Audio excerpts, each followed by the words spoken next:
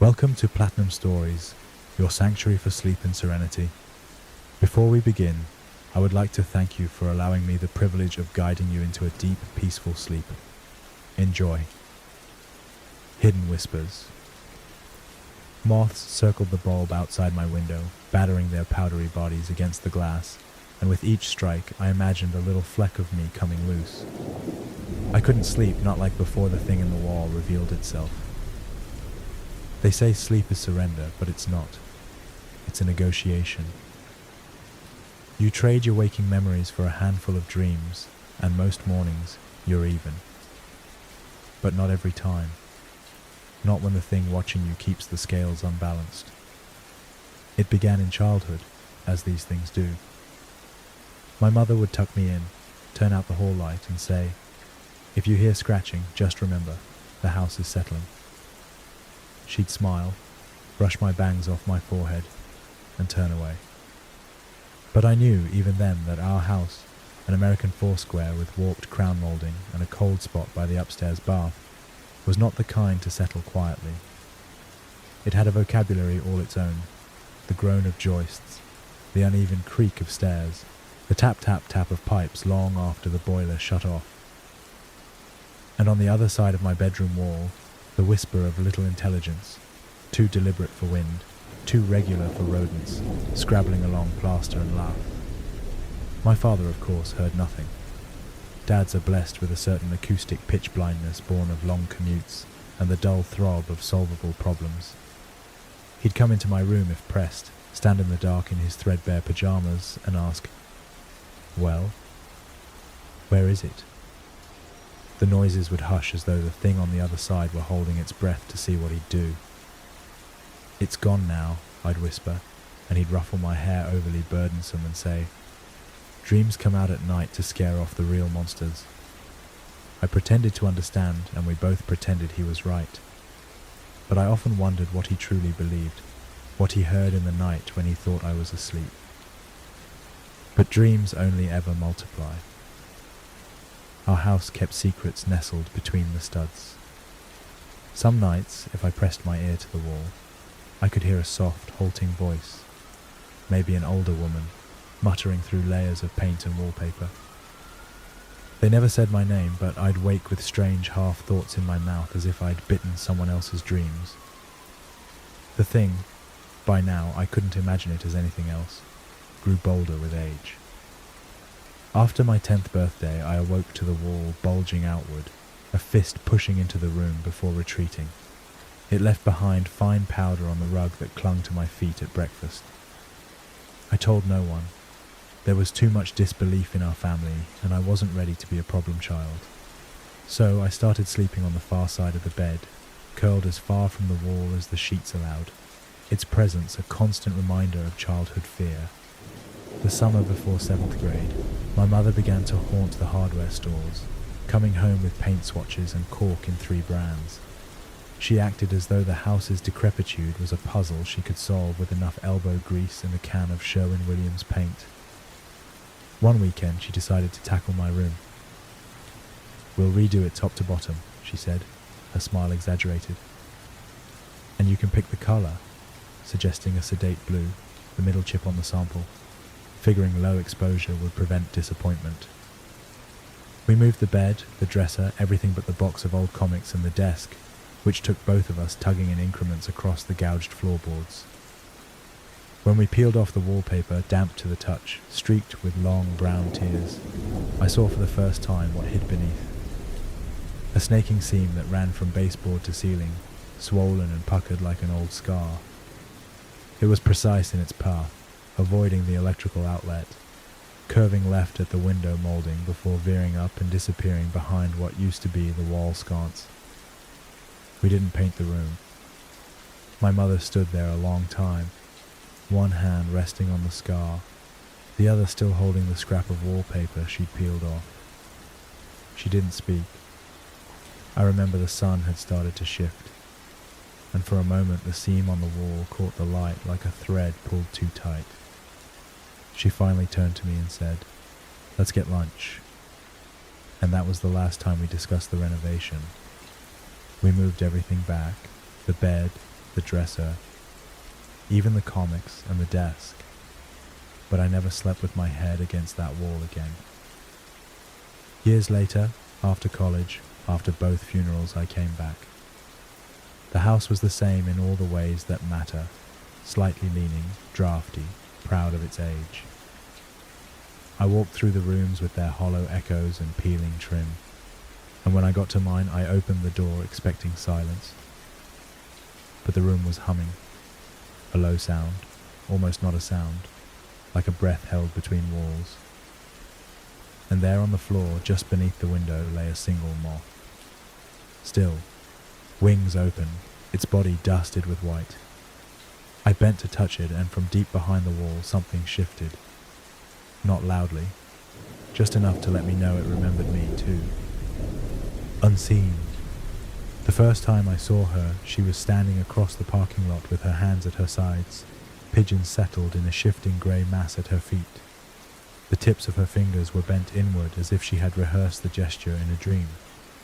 It was after my shift at the hospital, late, and the sodium lights had their own particular hum, a frequency that made my molars buzz and the world go a little blurry at the edges. At first I thought she might be a nurse in an old-fashioned uniform, the kind with those impractical hats. But she wore just a long coat and a scarf that trailed down to her knees, a grey-on-grey combination. She was looking straight at me. I got into my car, pretending I hadn't noticed her. That was the only way to survive nights in that city. Act like nothing was happening, like nothing ever could. The next night she was closer, by the stairwell doors, her head tilted and still watching. I fumbled my keys twice before she spoke, her voice thin as floss. "You're early tonight." I'm unsure how I answered. I remembered tapping the fob blindly and stepping around her, avoiding eye contact as I focused on the gum-sculpted sidewalk until I was safely inside the car. She watched me through the window as I reversed, her face impassive as if waiting for a punchline I hadn't delivered. At the curb I paused, realizing I'd forgotten my lunchbox in the residence lounge, but I couldn't go back. Even from 50 feet away, I felt her gaze, almost a plea rather than aggression. There was no mention of her in the hospital gossip, and no one recalled her presence. She was simply there, like the pigeons, massing, dispersing, and then returning. As the week passed, I worked double shifts under the relentless fluorescent lights, and each night I saw her. Some evenings she stood hidden near the parking ramp, while at other times she was at the top landing, set apart from the traffic below by a low wall and a chill air. The pigeons always gathered around her, their cooing breaking the stillness. One morning, desperate for caffeine while on call, I saw her in daylight. If anything, her effect was stronger. Her paleness glowed under the overcast sky, her hair and hands nearly translucent. While I was smoking outside the ER, she approached and said, "I think you forgot your apple," pulling out a red delicious from her coat pocket. My first thought was whether I had ever brought an apple to work. My second was how clean it looked in her hand, shiny and perfectly stickered. I flicked my cigarette away and smiled. "Thanks," I said, taking it. Our fingers didn't touch, but the air felt charged at that moment, like before a code call. "You're welcome," she replied, before walking off toward the nearby burger place, pausing to glance back before vanishing into a flock of grey feathers.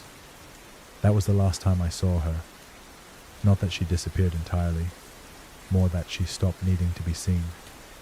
The parking lot returned to its familiar emptiness, punctuated only by the occasional flutter of wings or the low whine of the wind over cracked asphalt.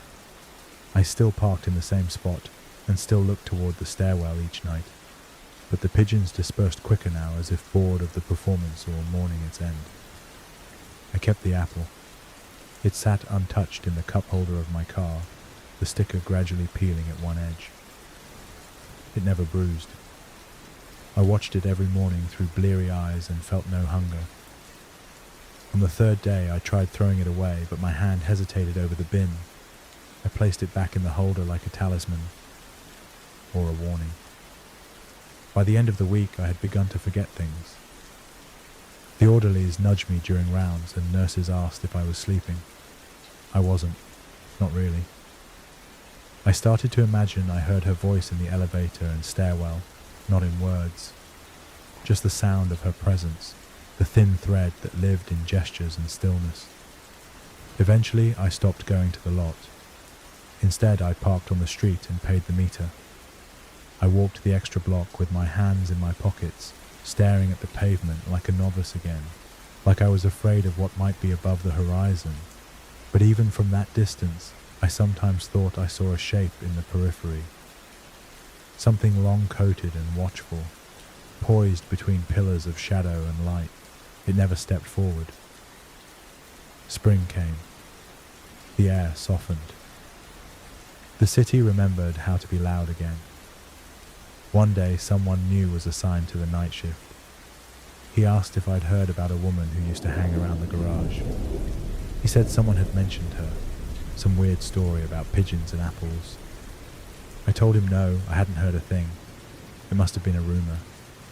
Later, I found myself outside the ER again, cigarette between fingers I barely remembered raising. I stood in the breeze, staring at the lot across the way, half expecting the pigeons to return. They didn't. But the apple was still in the car, and somehow it was colder than it should have been. The spice of curiosity.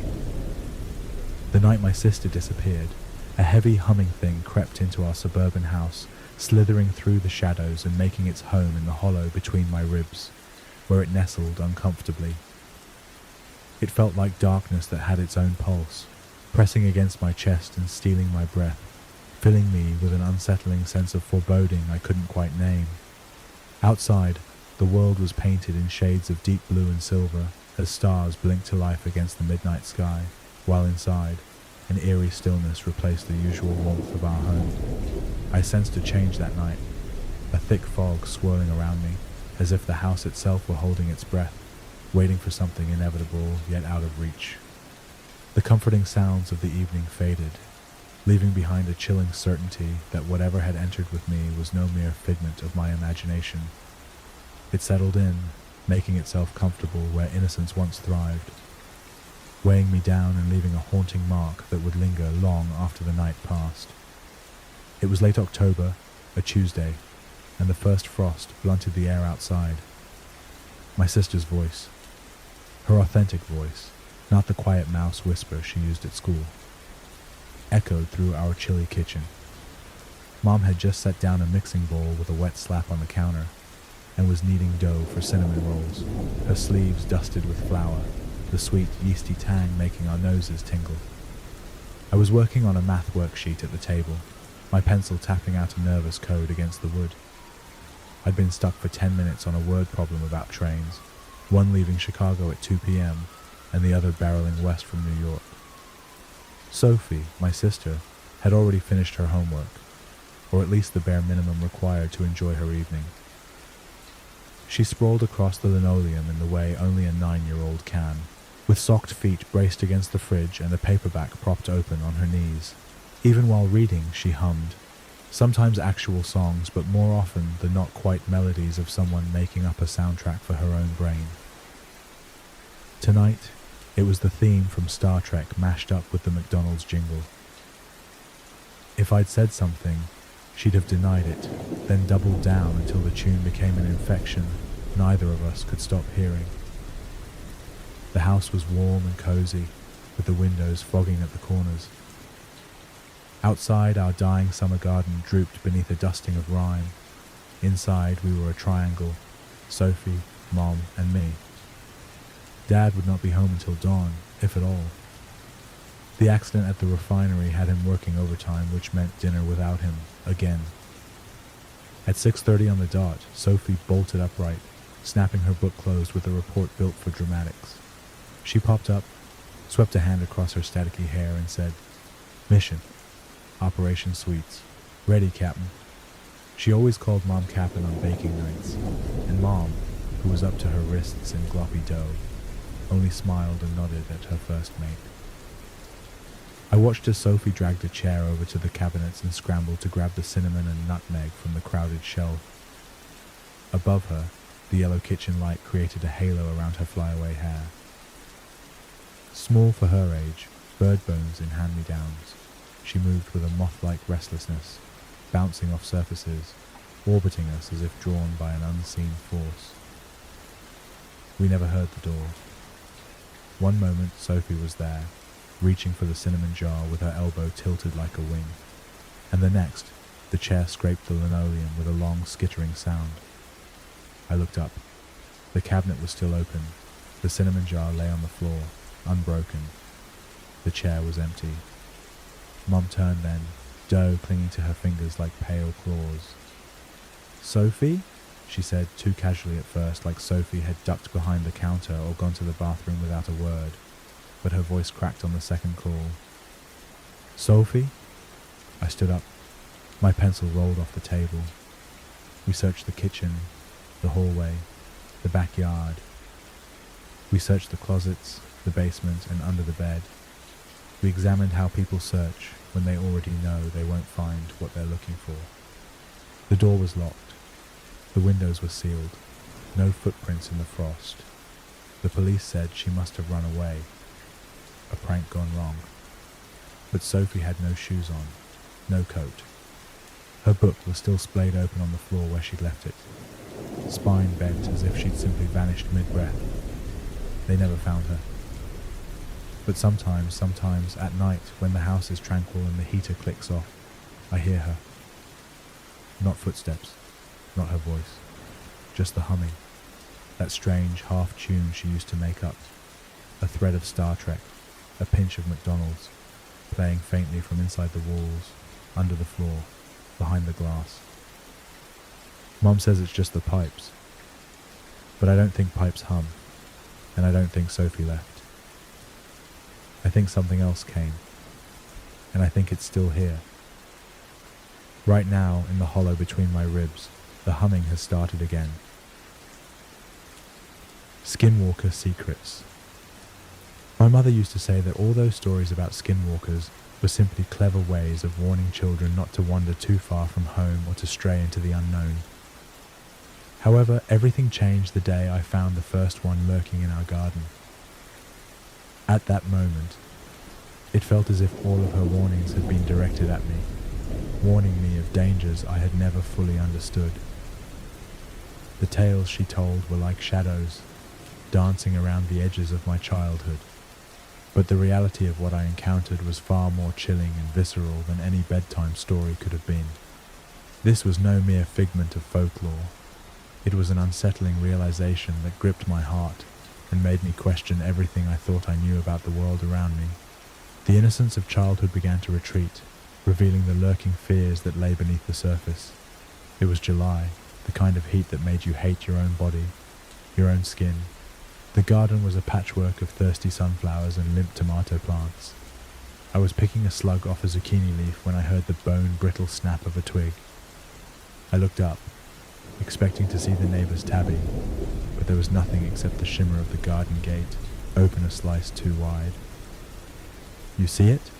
my mother called from inside the house. The kitchen window was open, her voice scattering in the air like moths. "No," I lied and flicked the slug into the neighbor's yard. That night I awoke to the sound of thrashing cicadas and something else, a wet, dragging hush, as if something heavy was being pulled through the grass. I lay still, feeling my heart pound in my chest. I counted the slow, deliberate beats. 4, 5, 6. The noise passed beneath my window, and for the first time I noticed the smell, a reek of copper, sharp and oily. By the time I sat up, the sound was gone, but the scent lingered, thick enough to taste. In the morning, my mother asked if I'd slept well. She was kneading bread dough, her forearms dusted white, and the radio chattered in the corner. She didn't look at me. "Fine," I said, suddenly aware of how homemade things tasted faintly of sweat and vinegar. The second time, I was ready. I left my window open, pressed my cheek against the screen, and breathed through my mouth.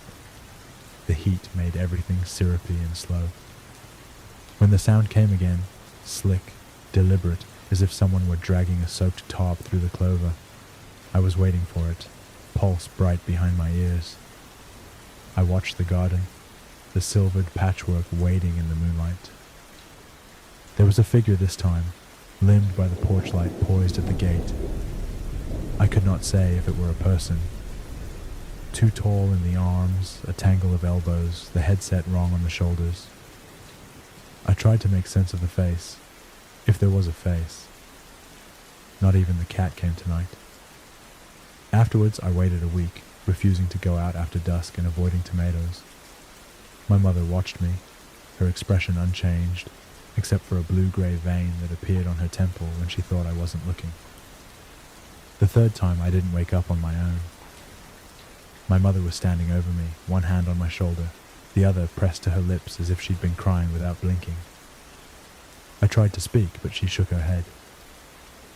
"Don't move," she whispered. "Don't speak." Behind her, the window was open. The screen was gone.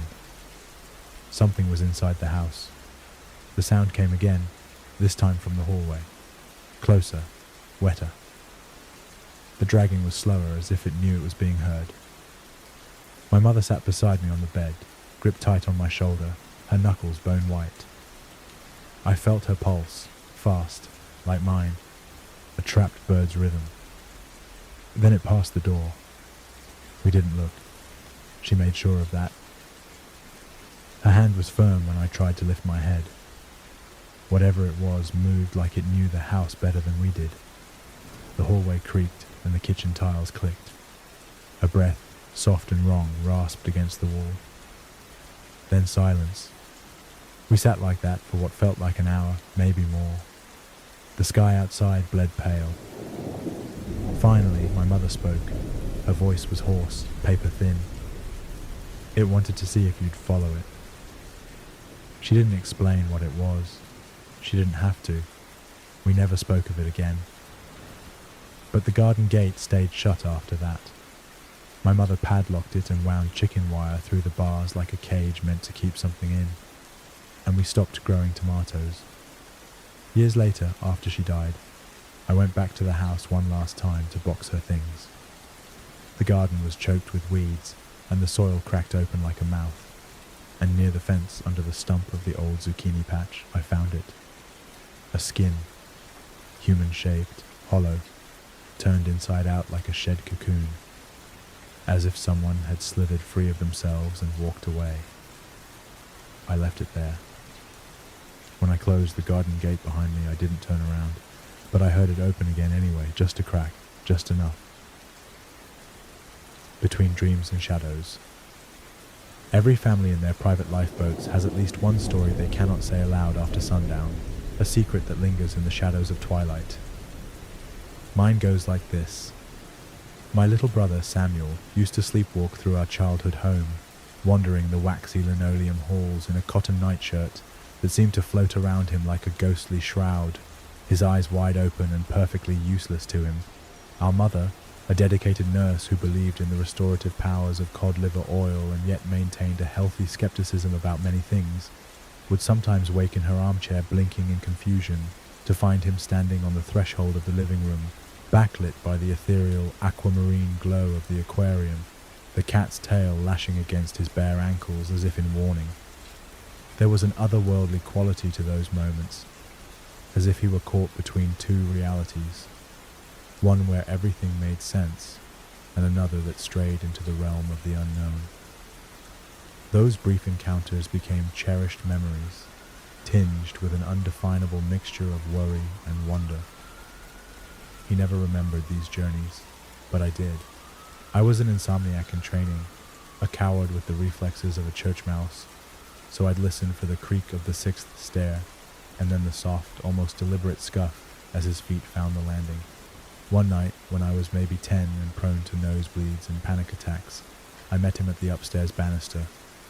Samuel was glassy-eyed, gums showing in a smile meant for some unseen companion, and he reached for me with hands cold and rubbery as peeled grapes. That was the summer our grandmother died, and our mother left the windows open, even in the storms, because she said the house needed to breathe. Maybe we all did. I led Samuel back to his room and tucked him in, but not before noticing the pink crescents along his forearms and the damp patch on his collarbone, where his heart had raced double time. He was dreaming of something urgent, and I envied that. My dreams, when they came, were colourless, bureaucratic, teeth-losing affairs. He had teeth and claws, and he was in open water. The next morning over breakfast, he grinned at me through a milk moustache, and I felt an unfamiliar pride that he could survive the night's voyages unscathed, that something in him was built for rough weather.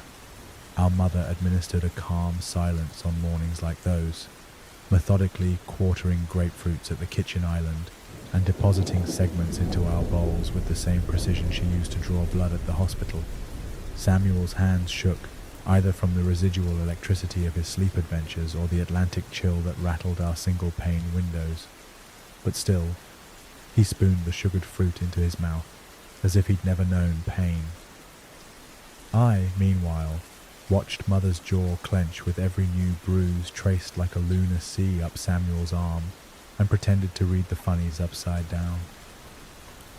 When I was 34, a letter came with no return address. It had no greeting, just 3 words in shaky, childlike print. He found me.